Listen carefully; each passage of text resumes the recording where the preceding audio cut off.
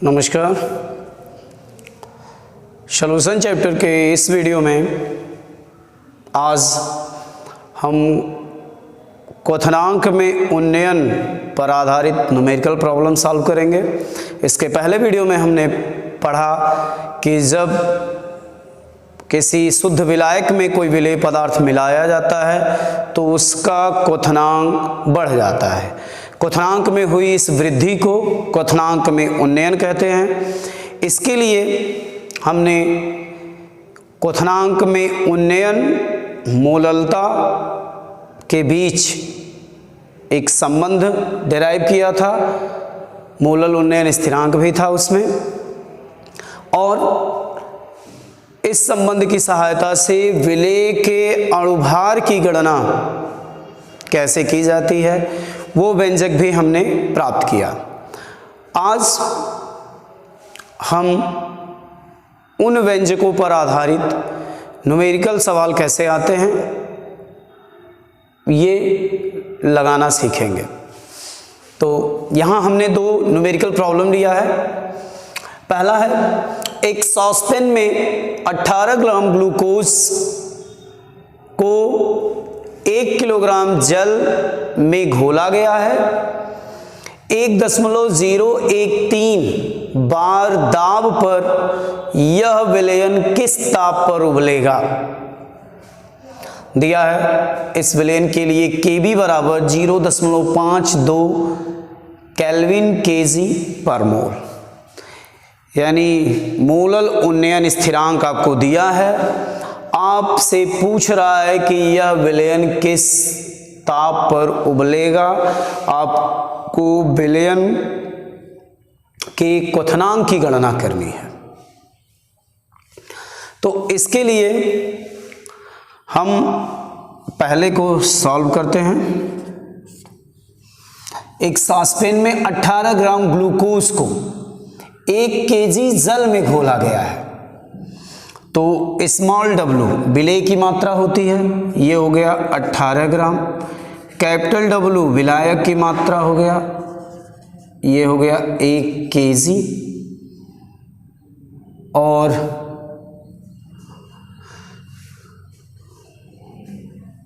दाब दिया है यहां। ये दो चीजें पता है। अब हम मोललता ज्ञात करेंगे। विलयन की मोललता m डैश बराबर स्मॉल w स्मॉल m बटे कैपिटल W अपॉन 1000। तो यहाँ m dash is equal to small w 18 ग्राम।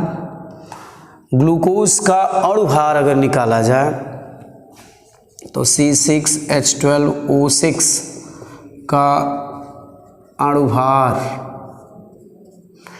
ये हो जाएगा 12×72 प्लस 12 हाइड्रोजन और फिर 16×96, ये आएगा 180।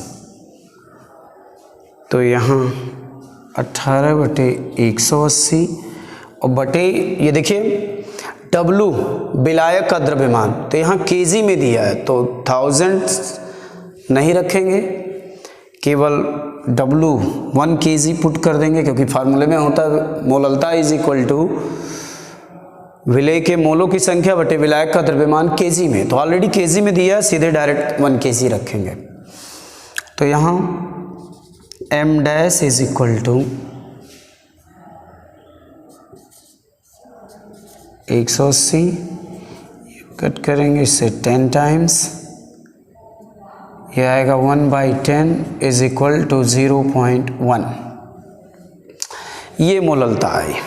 अब आपने पढ़ा है चूँकि delta TB is equal to KB into m dash therefore delta T B is equal to, K B की वैल्यू आपको दी गई है 0.52 इंटू एम डैश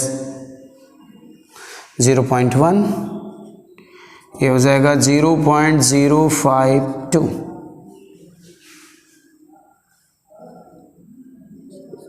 केल्विन।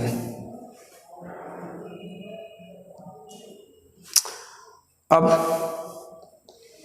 चूंकि 1.013 बार दाब पर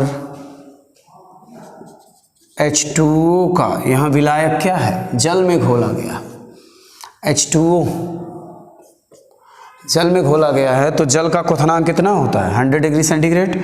तो 1.013 बार दाब पर H2O का क्वथनांक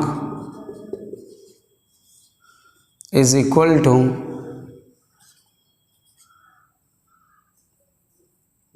100 डिग्री सेंटीग्रेड। इसको केल्विन में करेंगे 373 केल्विन। इसलिए 1.013 बार दाब पर विलयन का क्वथनांक, विलयन का क्वथनांक क्या हो जाएगा, इतने की वृद्धि हो जाएगी। तो 373 प्लस 0.0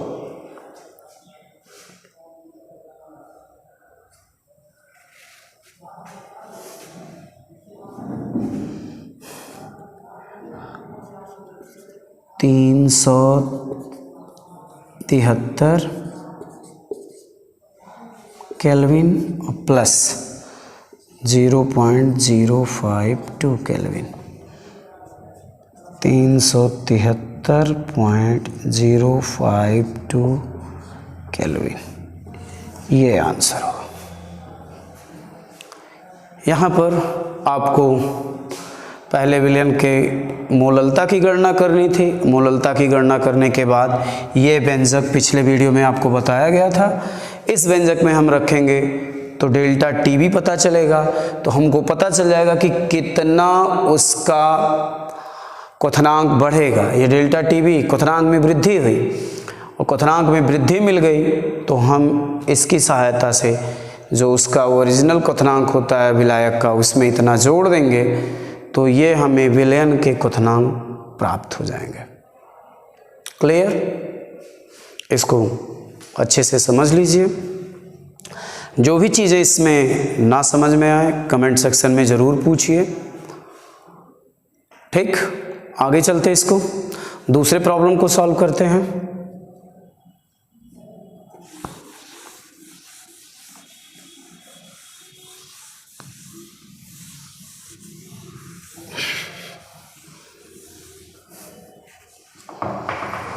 दूसरे सवाल में देखिए C6H6 बेंजीन का क्वथनांक 353.23 केल्विन है। 1.80 ग्राम एक अवाष्पशील विलेय को 90 ग्राम बेंजीन में घोलने पर क्वथनांक बढ़कर इतना हो जाता है। विलेय के मोलर द्रव्यमान अणुभार की गणना कीजिए। तो यहाँ आपको Kb दिया हुआ है 2.53 kg केल्विन kg पर मोल। डेल्टा Tb निकालेंगे। डेल्टा Tb इतना बढ़कर हो जाता है, ओरिजिनल क्वथनांक ये था। जब उसमें हमने 1.8 ग्राम का एक अवाष्पशील विलेय मिलाया तो क्वथनांक बढ़कर इतना हो गया, 354.11 केल्विन हो गया। जबकि यह क्वथनांक बेंजीन का, केवल बेंजीन का था 353.23 केल्विन। तो वृद्धि कितने की हुई? Delta TB is equal to 354.11 minus 353.23 0.23 minus करिए 8 10 होगा यहाँ 2 8 0 0 0। तो आपको डेल्टा टीवी जो मिला वो 0.88 केल्विन की वृद्धि हुई। 0.88 केल्विन की वृद्धि हो रही है विलयन के क्वथनांक में। तो अणुभार की गणना हमको करनी है, तो यहाँ स्मॉल w दिया है, विलय कितना घोला गया 1.80 ग्राम, कैपिटल W बोला गया कितना 90 ग्राम में घोला गया है 90 ग्राम। डेल्टा टीवी पता ही है, तो एक व्यंजक विलय के अणुभार की गणना के लिए व्यंजक m = हमने आपको बताया था 1000 × kV into small w upon delta TV into capital W। ये फार्मूला आपको बताया गया था पिछले वीडियो में। इस फार्मूले में सभी राशियों के मान रख देंगे। ये हो जाएगा 1000 kV 2.53 इंटू स्मॉल w 1.80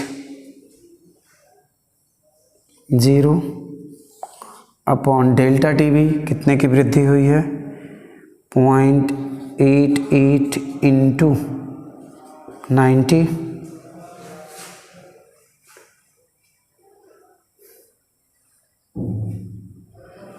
तो अगर हम इसको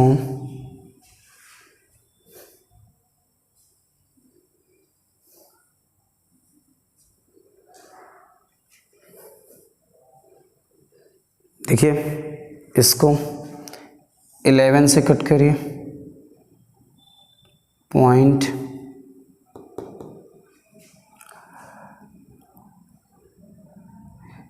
2 अंक पे डेसिमल है, इसको हटा दीजिए, इसको हटा दीजिए। 11/88 11 दूनी 22 3 25 11 3 33 ये हो जाएगा। ये 18 25 90 50 बार ये कटेगा। ये 1 0 इससे कटा 5 से ये कटेगा 20 बार, फिर 20 गुणे 23/8 4 25 20 4 दूना 8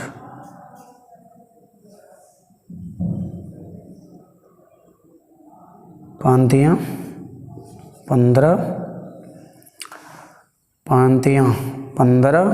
5 दूना 10 1 11